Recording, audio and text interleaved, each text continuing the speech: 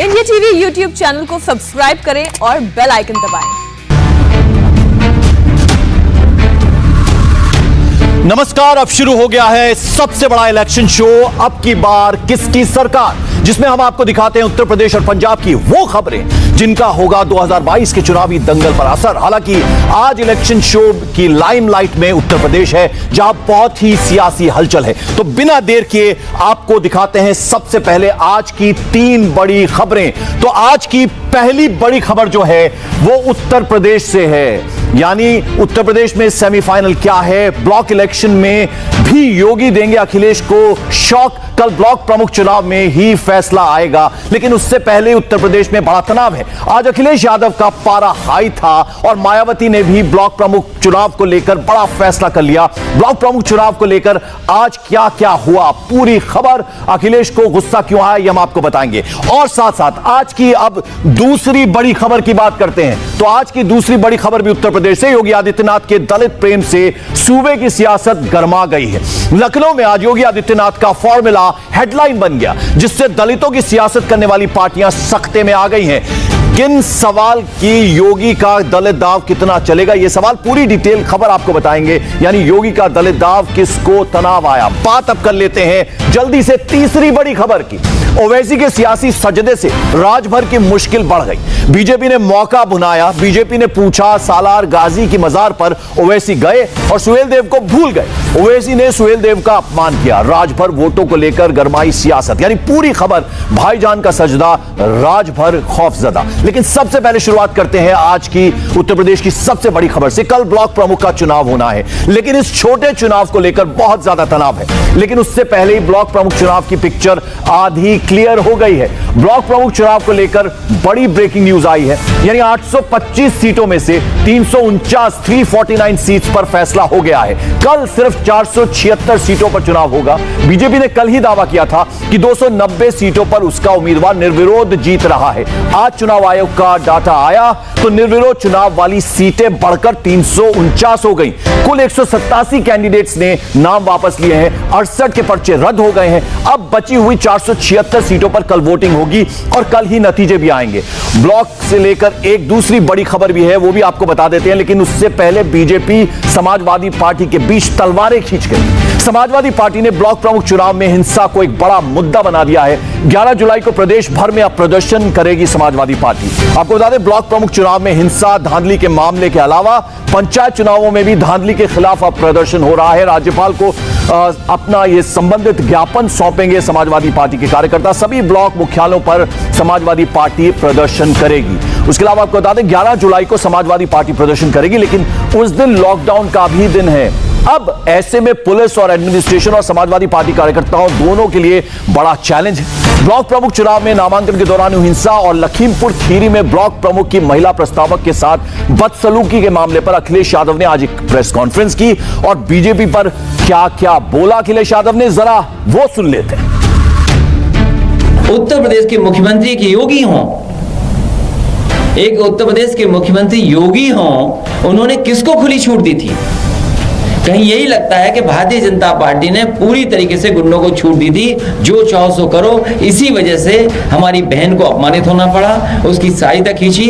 याद रखना, जिन अधिकारियों ने इस तरह का काम किया, उन अधिकारियों का भी हिसाब किताब किया जाएगा समय आने पर। जिला पंचायत में जो कुछ किया वो सबके सामने है। उससे भी एक कदम आगे निकल गए ब्लॉक प्रमुख के चुनाव में। जब जनता ने इन्हें हरा दिया तो जनता का बहुमत का मजाक उड़ाने के लिए, अपमानित करने के लिए लोकतंत्र में भारतीय जनता पार्टी ने अपने गुंडों को खुली छूट दी है।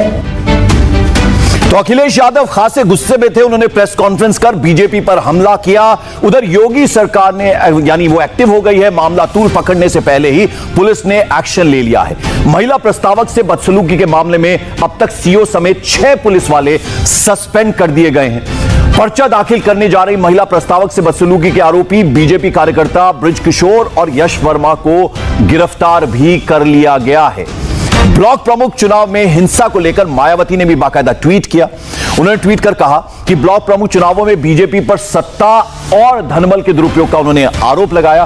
साथ ही साथ उन्होंने यह भी लिखा कि हिंसा समाजवादी पार्टी शासन की याद दिलाती है और इसी वजह से बीएसपी ने जिला पंचायत अध्यक्ष चुनाव की तरह ब्लॉक प्रमुख चुनाव भी ना लड़ने का फैसला किया है। तो ये ट्वीट जो है वो मायावती ने किया है। आपको बता दें कि उत्तर प्रदेश में ब्लॉक प्रमुख के चुनावों के नामांकन को लेकर कल जबरदस्त हंगामा हुआ था। कल प्रदेश के कई डिस्ट्रिक्ट्स में हिंसा की तस्वीरें भी आई। दर्जन भर से ज्यादा जिलों में लाठियां चली, तोड़फोड़ हुई, पथराव भी हुआ। उसके अलावा छेड़खानी की भी घटना हुई। इस बीच उत्तर प्रदेश से आज की दूसरी बड़ी खबर आपको बता दें, बीजेपी के प्रतीकों की राजनीति करने में माहिर है और अपने प्रतिद्वंदियों को अपने इस हुनर से हमेशा चौंकाती रही है, हैरान करती रही है बीजेपी। विधानसभा चुनाव अभी 8 महीने दूर हैं, लेकिन उससे ठीक पहले एक बार फिर बीजेपी ने वही फॉर्मूला अपना लिया है। हर पार्टी, हर वर्ग के वोट के लिए अलग अलग बीजेपी की स्ट्रैटेजी है, रणनीति, और इसी कड़ी में आज आइकॉन पॉलिटिक्स की शुरुआत बीजेपी ने एक तरह से कर दी। योगी के निर्देश पर उत्तर प्रदेश के अंबेडकर स्मारक की साफ सफाई हुई है। योगी के आदेश पर खुद डीएम ने जाकर पूरे स्मारक की साफ सफाई करवाई। सीएम योगी आदित्यनाथ के इस एक्शन का सियासी मैसेज एकदम से क्लियर है। दलित सिर्फ मायावती के ही नहीं है, बीजेपी के भी है और बीजेपी यही मैसेज, यही संदेश देने की कोशिश कर रही है। डीएम मौके पर खुद पहुंचे और आप देखिए किस तरह से साफ सफाई का काम उन्होंने अपनी आंखों के सामने कराया। आज सुबह अंबेडकर पार्क वो पहुंचे, पूरे पार्क का जायजा लिया। इस दौरान उन्होंने कई अधिकारियों को बाकायदा डायरेक्शंस दी, निर्देश दिए। तस्वीरों में आप देख सकते हैं कि कैसे सीएम योगी की डायरेक्शंस के बाद, निर्देश के बाद लखनऊ के डीएम अभिषेक प्रकाश खुद अंबेडकर पार्क पहुंचे और पूरे पार्क की वो जो साफ सफाई है वो करवाई गई। उसका जायजा उनके निरीक्षण में किया गया। उन्होंने पूरा जायजा लिया इस पूरे स्मारक स्थल का। योगी आदित्यनाथ की इस पूरी कवायद का सियासी मतलब हमारी ब्यूरो चीफ रुचि कुमार ने समझाया है। अब जब चुनाव आया है तो हम देख रहे हैं कि आज डीएम अभिषेक प्रकाश यहाँ भी आए थे और यहाँ से कुछ दूर जो काशीराम स्मारक है वहाँ भी गए थे। डीएम से हमारी बात हुई है, उनका कहना है कि बहुत सारे लोगों के खिलाफ कार्रवाई भी की जा रही है जिन लोगों ने लापरवाही बरती है। अब आप देखिए चारों तरफ ये जो यहाँ अंबेडकर स्मारक में है, मूर्तियाँ मायावती ने लगाई, महापुरुषों की मूर्तियाँ लगाई, सामने आपको काशीराम की भी मूर्ति यहाँ पर दिखाई देगी। तो बड़ी तादाद में जो फॉलोअर्स हैं वो यहाँ पर आते हैं और इन स्मारकों को देखते हैं। तो ऐसा कहा जा रहा है कि बीजेपी को ये लग रहा है कि जो दलित वोट है उसको अपनी तरफ लेने के लिए इन स्मारकों को फिर से पहले की तरह चमकाना बहुत ज़रूरी है, लिहाजा ये कार्रवाई शुरू हुई। तो चुनाव में उतरने से पहले ही बीजेपी अपने सारे मोहरे सेट कर लेना चाहती है। कहा जा रहा है कि इन सारी कवायद के पीछे उत्तर प्रदेश का चुनाव ही है। सिर्फ अंबेडकर स्मारक की सफाई ही नहीं, योगी ने दलितों को रिझाने का पूरा प्लान तैयार किया है। योगी सरकार लखनऊ में करीब 50 करोड़ की लागत से डॉक्टर भीमराव अंबेडकर सांस्कृतिक केंद्र स्थापित करने जा रही है, कल्चरल सेंटर स्थापित करने जा रही है, जिससे अंबेडकर की इस प्रतिमा की ऊंचाई 25 फुट होगी और इस प्रतिमा के साथ अंबेडकर से जुड़े महत्वपूर्ण संकलनों को इसमें बाकायदा जगह दी जाएगी। संस्कृति विभाग डॉक्टर अंबेडकर सांस्कृतिक केंद्र में 750 लोगों के बैठने की क्षमता वाला एक ऑडिटोरियम, उसके अलावा library, research centre, picture gallery, museum और मीटिंग हॉल और एक ऑफिस भी इसमें बनाया जाएगा। अंबेडकर की मूर्ति की स्थापना और लैंडस्केपिंग के अलावा डॉर्मेट्री, कैफेटेरिया, शौचालय, पार्किंग और बाकी तमाम जन सुविधाएं भी हैं, वो भी इसमें स्थापित की जाएगी। तो अब आपको बता दें कि इलेक्शन शो की एक और बड़ी खबर आपको बता दें, मिशन 2022 के लिए उत्तर प्रदेश पहुंचे असदुद्दीन ओवैसी अब एक नई कंट्रोवर्सी में घिर गए। ओवैसी कल बहराइच में सैयद सालार मसूद गाजी की दरगाह पर गए थे, जहां उन्होंने चादर चढ़ाई, सजदा भी किया, लेकिन विवाद तब खड़ा हो गया जब वो बहराइच में ही मौजूद राजा सुहेलदेव की स्मारक पर नहीं गए। आपको यह बता दें कि राजा सुहेलदेव ने ही युद्ध में सैयद सालार मसूद गाजी को हराया था, इसलिए बीजेपी ने इसे सुहेलदेव का अपमान बता दिया है। दिलचस्प बात यह है कि ओवैसी सुहेलदेव समाज पार्टी के ओम प्रकाश राजभर के साथ मिलकर ही उत्तर प्रदेश में चुनाव भी लड़ रहे हैं। बावजूद इसके उन्होंने राजा सुहेलदेव से हारे सालार गाजी की मजार पर जाकर एक तरह से एक नया विवाद खड़ा कर दिया है। अब सवाल ऐसे में यह है कि क्या गाजी के सम्मान के चक्कर में ओवैसी ने राजभर समाज का अपमान कर दिया? उसे समझने के लिए इतिहास को समझना होगा। दरअसल राजभर समाज राजा सुहेलदेव की छवि राजभर समाज में हिंदू नायक के तौर पर है। भारत पर 17 बार आक्रमण करने वाले महमूद गजनवी के भांजे सैयद सालार मसूद गाजी को महाराजा सुहेलदेव ने 5 दिनों तक चले युद्ध में हरा दिया था। और मार दिया था। अब बीजेपी इसे राष्ट्रवाद और राजा सुहेलदेव के अपमान से जोड़ रही है और सवाल ओम प्रकाश राजभर पर भी खड़े कर रही है। आपको यहां यह भी बता दें कि बीजेपी इसे राजभर समाज का अपमान बता रही है। योगी सरकार में मंत्री अनिल राजभर ने कहा, राजभर समाज सब देख रहा है और इसका जवाब जरूर दिया जाएगा। सैयद सलार गाजी की मजार पर जाकर जो एक आक्रांता देश पर हमला बोलने का जिसके ऊपर गुनाह, जिसने गुनाह किया, देश की हजारों मां बहनों, हमारे धर्म को पर हमला बोलने का जिसके ऊपर आरोप रहा हो, ऐसे सैयद सलार मसूद की मजार पर जाकर उसको सम्मानित करने का काम ओवैसी और ओम प्रकाश राजभर जैसे लोगों ने किया है। ये राष्ट्रवीर महाराजा सुहेलदेव का अपमान है, इस पूरे देश का अपमान है, ये गरीबों का अपमान है, राजभर समाज का अपमान है। राजभर समाज आज के बाद ऐसे लोगों को अपनी बस्तियों में घुसने नहीं देगा। तो अनिल राजभर मंत्री उत्तर प्रदेश सरकार में, उनको आपने सुना। इस मामले में ओम प्रकाश राजभर पर भी सवाल उठ रहे हैं, तो अब उनकी सफाई भी सामने आ गई है। उन्होंने क्या कहा, जरा ये भी सुन लीजिए। वो गाजी के अनुयायी, हम सुहेलदेव के अनुयायी हैं, ये क्या नाम है, चौधरी चरण सिंह के अनुयायी हैं, ये जो है अपने वंशज के अनुयायी हैं, सब अलग अलग हैं। तो इसका मतलब थोड़ा भाजपा में रहे भाजपा में रहे तो सब ठीक है, अब भाजपा में न रहे तो सब गड़बड़ है। भारतीय जनता पार्टी को पीड़ा क्यों हो रही है, हम ये नहीं समझ पा रहे हैं। इनको पीड़ा क्यों हो रही है? ओम प्रकाश राजभर ओवैसी के मिलने से इनको पीड़ा क्यों हो रही है? ये आज के 10 साल पहले इनको गाजी याद क्यों नहीं आते थे, सुहेलदेव क्यों नहीं याद आते थे, आज क्यों याद आ रहे हैं?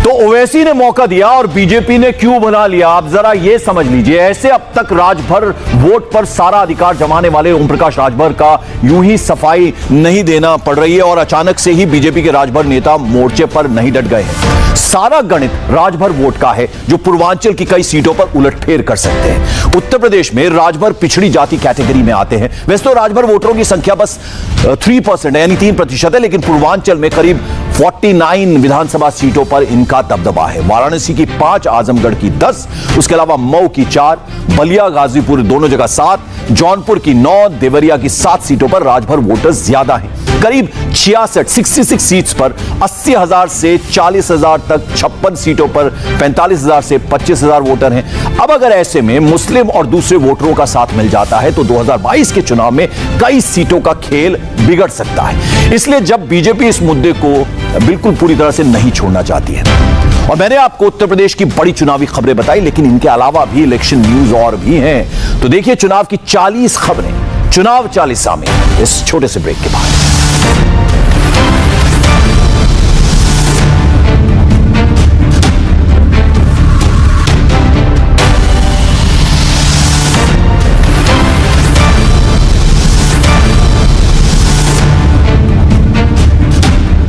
और अभी उत्तर प्रदेश से बड़ी खबर आ रही है। यूपी के ADG law and order Prashant Kumar का कहना है कि ब्लॉक प्रमुख चुनाव में हुई हिंसा में अब तक 25 लोग गिरफ्तार हुए हैं।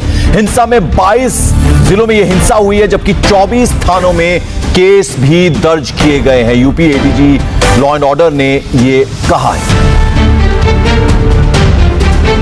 और यूपी चुनाव का यह बुलेटिन चालू है। चुनाव से जुड़ी ऐसी ही 40 और खबरें लेकर आता हूं सिर्फ 4 मिनट के ब्रेक के बाद। देखिएगा चुनाव 40।